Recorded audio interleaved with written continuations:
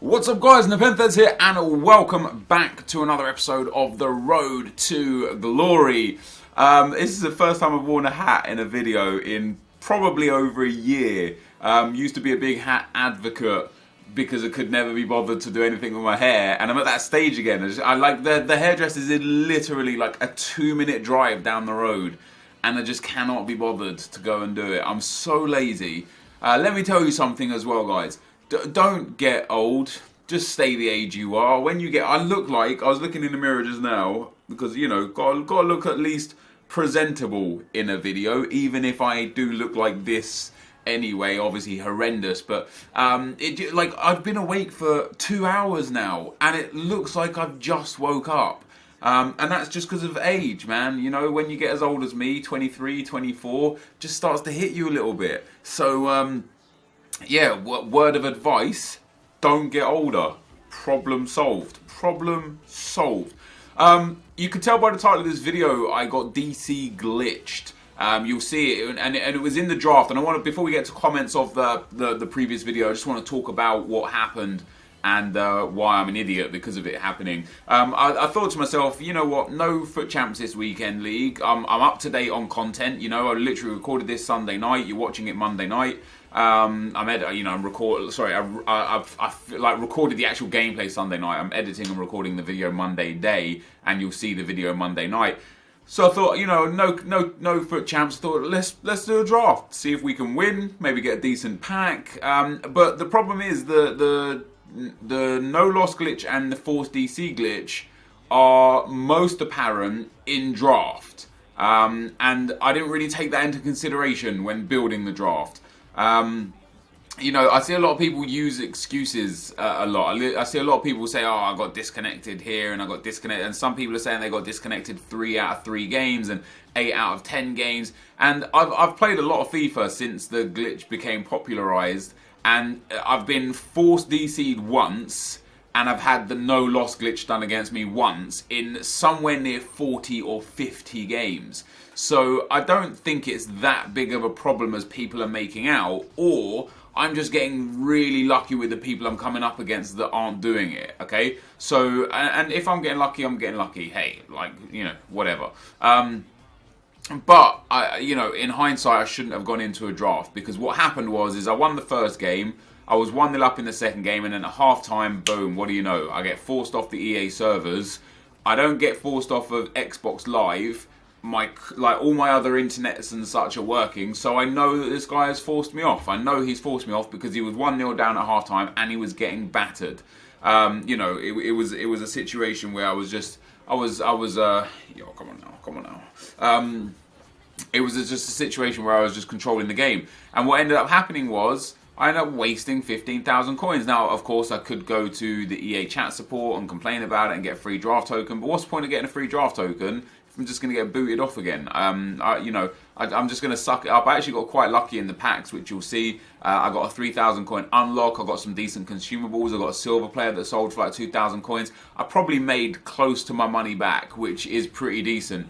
But I'm surprised that EA haven't disabled draft, because it's not okay that, like, you know, they disabled Foot Champs because Foot Champs is competitive. They don't want there to be issues with you know, with people cheating their way to rewards and prizes, and I get that, but how is that any different from the draft? The draft gives, in certain circumstances, better rewards. You know, you can play the draft for 4 games, get a 50k pack, 45k coins, and a 15k pack.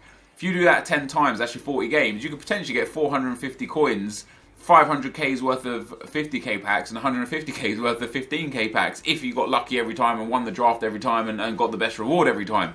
Alternatively, you could get like the 100k packs, the 35k packs. If you won 10 drafts in a row, I would argue that you would have better rewards than, or even let's say you get 30 wins out of your 40, you know, 30 wins from the 40 drafts, from the 40 draft games. I would argue that you'd have better rewards in your pocket than if you played Foot Champs.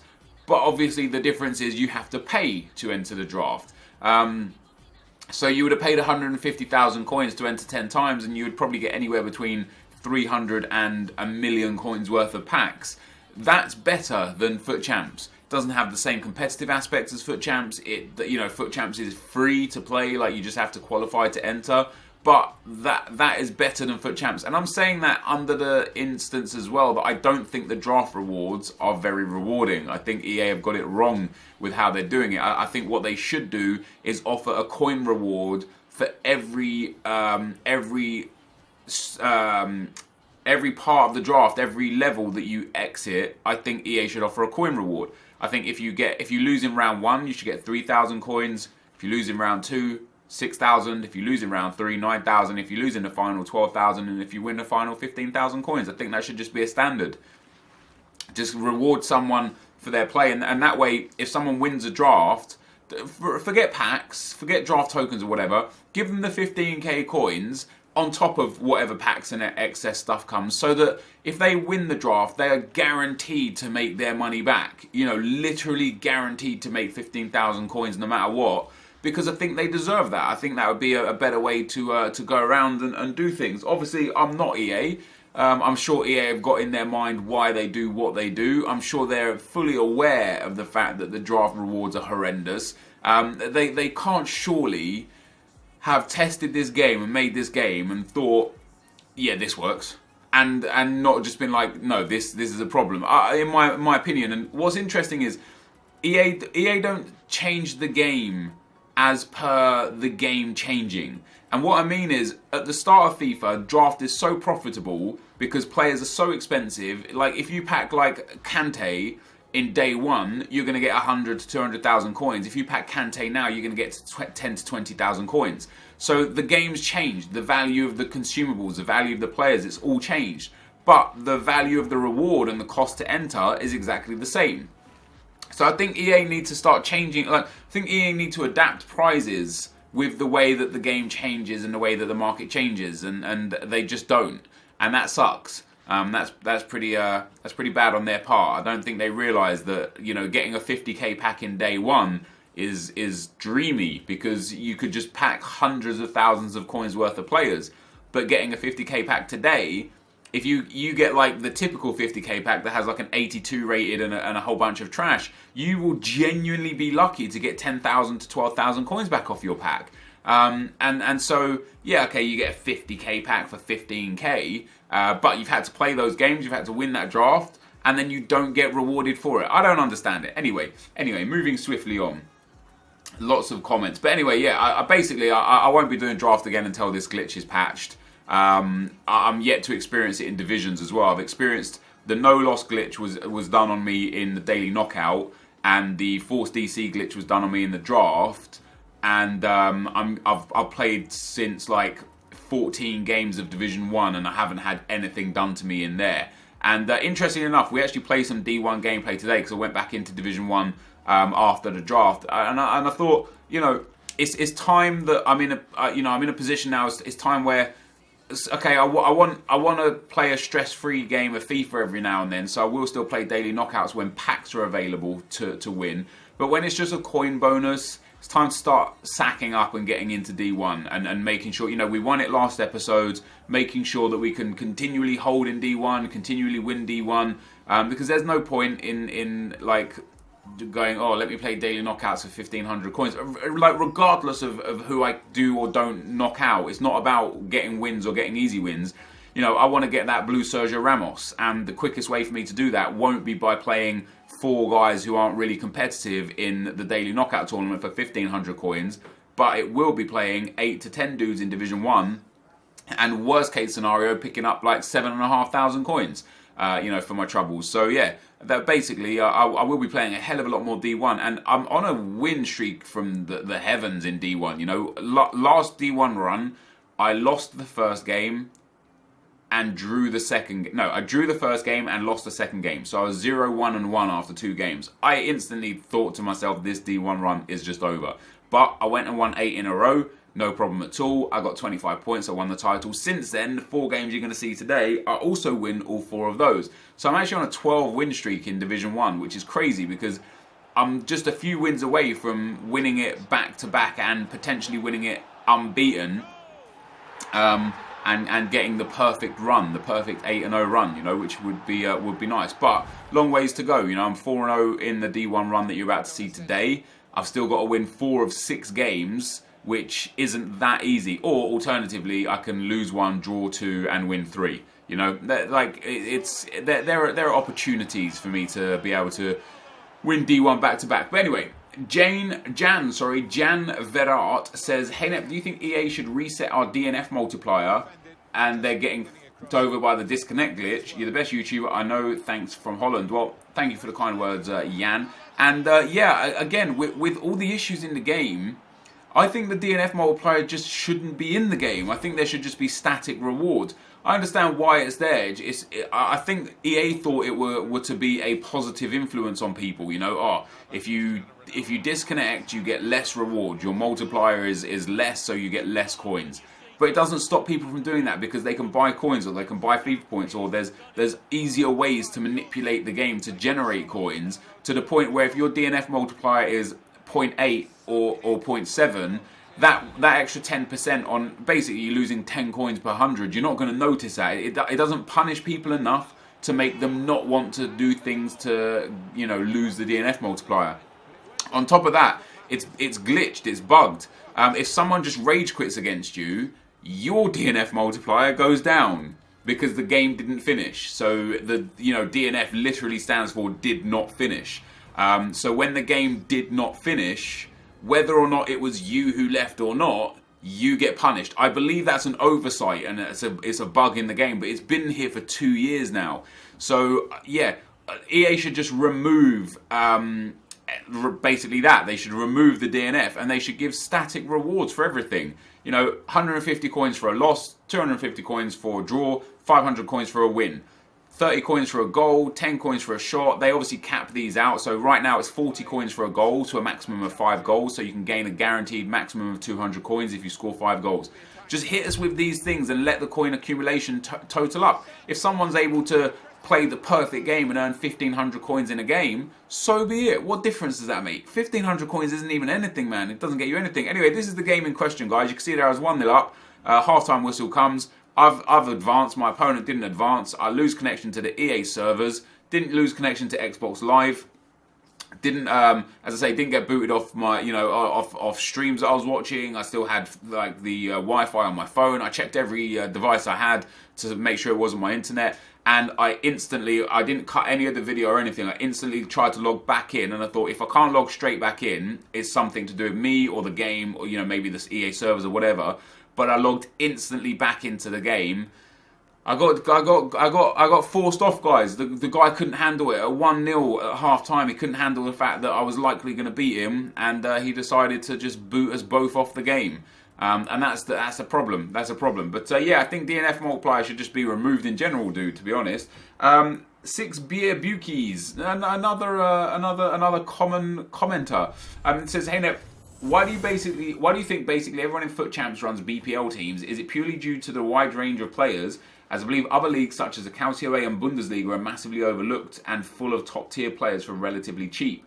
Love your videos and answers to my question every time. Unbelievable how you managed to create such a nice community of genuine FIFA lovers on this channel." Well, thank you for the nice words, and congratulations to you guys, because you guys are the reason that this works, If I didn't get such insightful questions and good conversation in the comment section, I would struggle to think about what to talk about every video, because it would just be me going, and now we do this, and now we do that, and that would just be garbage. So I appreciate you guys for being here.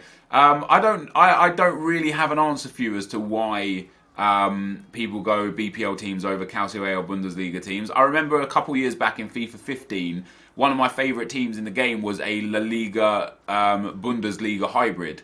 It consisted of the standards: Ronaldo, Bale. I think I had Benzema at striker. I had Modric. I had James Rodriguez. I had Vidal. I had Boateng, Neuer, Ramos, Marcelo, I think, and then I think I had Dietmar at right back. But yeah, why the BPL? I think it's the most accessible league. It has the most OP players. You know, when you think of, for example, just centre-backs, you've got Inform Reed, super cheap. You've got Bailly, you've got Smalling. Not only that, but Bailly and Smalling get strong links to each other, which is huge. When you then take it to the Bundesliga, for example, they don't really have that many great centre-backs. You know, they have Boateng. They have potentially Inform Hummels. They've got, you know, like Socrates or Inform Socrates, but even then, they're a little more... I guess Socrates is cheap, but to get the full experience of the Bundesliga team, you have to buy Boateng.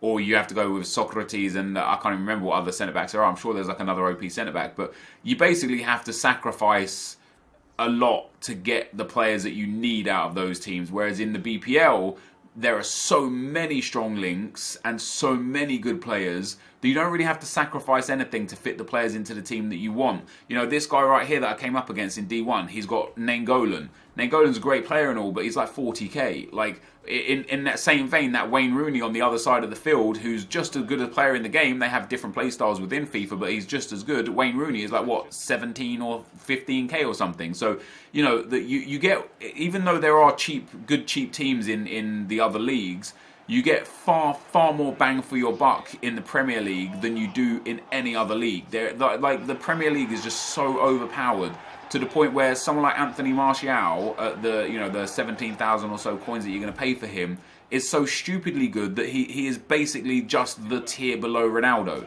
You know, when you look at like world class play, like elite, you know, what I say in my videos, you know, there are certain tiers of players. There's an elite tier player, there's a god tier player. Or like, say, God tier player would be top, then elite, then like good, then average, then bad. And you've got Ronaldo's in that God tier category, but Anthony Martial is in that elite tier category. And if you're able to build an elite tier team for cheap, you're able to compete with God tier teams if you have the skills, if you have the abilities. But I believe in the Premier League, there is an elite tier player in every position, with exception of striker and left back. When you look at the strikers in the BPL, and we're talking about cheap players, right? We're not talking about expensive players. We're talking about like elite tier cheap players. I know a lot of people, like on the screen right now, a lot of people use Luke Shaw, but he's not an elite tier left back. He's just not. He's not good enough.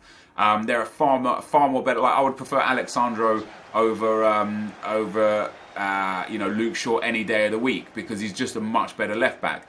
But there are only two positions, like say for cheap, that you can't get players in the BPL. But on that note, the amount of great wingers there are in the BPL that you can play at striker makes it just a far more accessible league to pretty much everyone. So that's the only reasoning behind it that I have. Anton Lund says, "Hi Nev, if I have Kante in my club and he gets upgraded, would my Kante go up then? And do you think there is a difference between playing home or away?" I don't believe there's a difference between playing home or away other than the stadium that you're in, which can have an impact. But in terms of connection or whatever, it was proven by a guy on Reddit that it makes absolutely no difference whether you're home or away. So it literally just comes down to what stadium you like playing in. In terms of your Kante, the regular gold Kante will not get upgraded if you have him in your club. They will just release a new card. So it will become an 81 Kante, will just be out of packs, and the 83 Kante will be the guy that's in packs. But if you've got an Inform Kante and it gets upgraded, that will get upgraded. And of course the one to watch will follow the best version of Kante, so will also get upgraded. Harris Nisar says, "Nep, do you think the 45k packs are scams?" Not scams per se, they're more FIFA point sellers. So when you look at a 50k pack compared to a 45k pack, the 50k pack is 12 gold rare players. The 45k pack is 6 gold rare players and 6 gold players. So you're like, wait, what? I'm getting half the amount of gold rares for 5k less. Okay, I'm getting 6 more common golds, but you know, we know that the common gold pack is like a 10k pack, so EA are basically saying 5k's worth of commons and 45k's worth of golds is the 50k pack. But when you look at it for FIFA points, what you pay is 600 FIFA points compared to 1,000 FIFA points for the 50k pack. So you're paying, if you halve the 50k pack, it's 500 FIFA points for 6 gold cards. So if you take 500 FIFA points for 6 rare gold cards out of the 45k packs, that means you're paying 100 FIFA points for 6 common gold cards. So if you spend coins on packs, the 45k packs are absolutely not worth it. But if you spend FIFA points on packs, the 45k packs absolutely are worth it. They are valuable, you know, they're value for money. So it just depends on how you buy the packs. Rocco Organise McDermott says, hey Nep, I have a 200k BPL team with standard players like Smalling, Bailly, Butland, Kante, Martial, etc. I'm desperate to buy Inform Walcott for my team. What is the best way to make coins without playing games and without using bronze pack method, as I have no patience? Keep up the good work. Hope you can read my comment. I initially wasn't going to respond to this because it's just silly, but it got so many like upvotes that I was like, okay, let's address this, because this is one of the biggest problems in the community right now. And I don't mean necessarily you guys. I mean people that I see tweet me, or just people in, you know, on Twitter and stuff in general. People just want it. People just want everything. When people see what I've got in my Road to Glory club, they're literally like, no, you haven't done that. There's no way you've done that without buying coins or buying FIFA points. But I have, because I've put in the work. What you want is you want someone to say, here's 150,000 coins, go get your Walcott. That doesn't happen. You got to work for it, dude. What we've got an issue right now is we've got a lot of people that just want things given to them without them having to work for it. The quickest way to make coins without playing or without doing like bronze pack method or whatever is just to buy FIFA points. And if you can't afford that, there's no quick fix, there's no secret method to just generate coins. You've got to put in the time and you've got to put in the effort, otherwise you're not going to get what you want. Anyways, guys, let's see if we got another. That's a long question. Abdullah Bashir says you could get team of the group stage Varane. I could get team of the group stage Varane in the meantime of working towards the blue Sergio Ramos. I don't want to, because like if I buy him and then his price depreciates, I'll lose money, and I'll also lose money on tax. Of course, his price could go up and I could make profit. I just don't want to take that risk. I'm more than happy to just use the regular Varane. It's not a big problem for me. And then there was I heard that EA would have to tell us about pack weight. What do you think? That whole thing is to do with the Chinese law that will be introduced this year. It will most likely cause EA to have to tell us about pack weight, but not specific pack weight. It will give you a percentage chance of packing an inform rather than packing a specific inform. You know, like if Ronaldo gets an inform, it won't be like, okay, you've got a 0.3% chance of packing Ronaldo. It will be, okay, there is a 1.8% chance of packing an inform.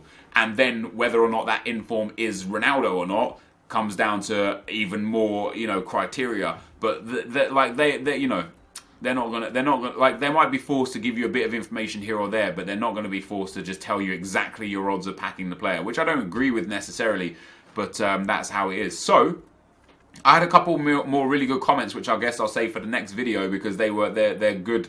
Like good comments to talk about. But we're out of time for today, guys. That is the team that I've been running right now. The reason why I swapped out Varane is because I got him sent off in one of the games, and I put Bailly in, and I never changed it back. So, you know, there you go. But this, guys, is going to be the end of the video. Thank you for watching. Hopefully you enjoyed it, and I'll see you next time. I'm out. Peace.